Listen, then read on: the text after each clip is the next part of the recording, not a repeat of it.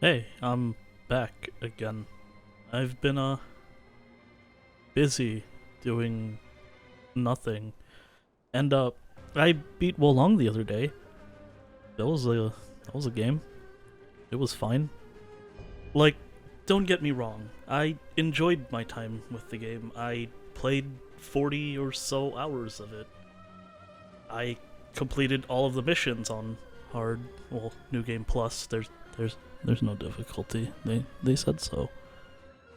Some of the issues I had with the game was the fact that it was far too simple, which makes sense in like a bigger picture kind of sense. Neo 2 had a lot going on and could and would filter some people. So it made sense to tone it down. I think they might have gone a little too far in some regards, but the game is still fine. Having only two martial arts that you cannot swap over to another weapon of the same archetype, it sucks. Plain and simple, it just sucks. Having a quick swap attack that swaps your weapon, that's pretty good. It's pretty good. It's pretty good. Having access to only four spells also isn't very fun. It feels very restrictive. Sure, Neo was overkill with the amount of talismans and whatnot that you can just buff and debuff enemies. But when you compare it to something like Stranger of Paradise, which Wolong feels like it wants to partly be, it feels really shallow. Which is a shame because they have this whole magic canceling system with Wuxing or the Chinese five elements or whatever the hell. I can't pronounce Chinese. I don't know how that's actually pronounced, and I'm not going to attempt it. I get it though, I do.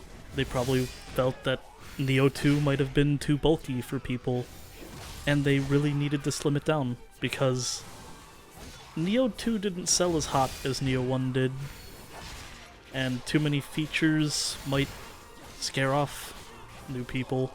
I don't want to talk about the morale system though. It's a system that they don't explain to you in game very well with the drop rates. That's on their website only.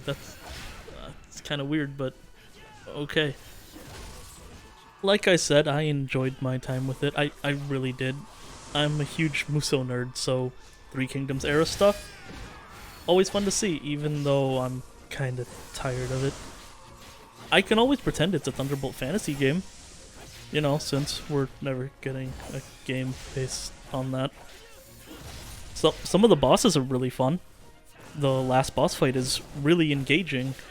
The controls are fluid and responsive, even though sometimes I mash light attack a little too much, and then I eat shit, but, you know, that's just how it be sometimes.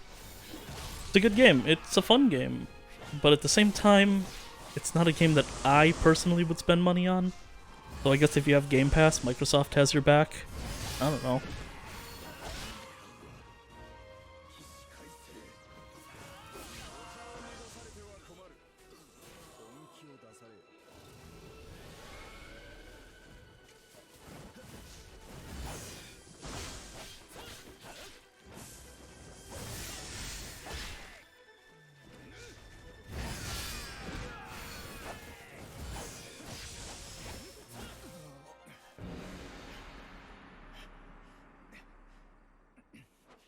ごおいて感謝泣く子も黙る武勇目の当たりにし申した